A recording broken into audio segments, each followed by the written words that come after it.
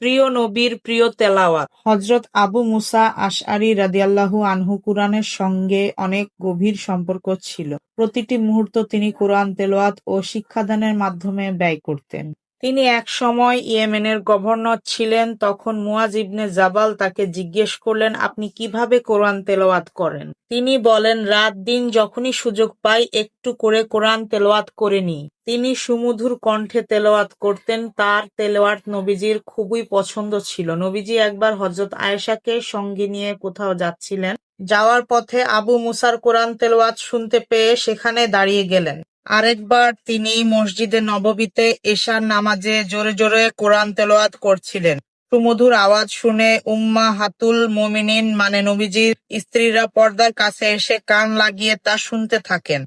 সকালে একথা জানলে তিনি বলেন, আমি যদি তখন একথা জানতাম তাহলে আরো সুন্দর আওয়াজে কোরআন তেলাওয়াত করে তাদেরকে কোরআনের প্রেমিক বানিয়ে দিতাম। তথ্যসূত্র আল বিদায়া ওয়ান নিহায়া, ৮ম খণ্ড, ৬৫ পৃষ্ঠা। আসহাবে রাসূলের জীবন কথা, ২য় খণ্ড।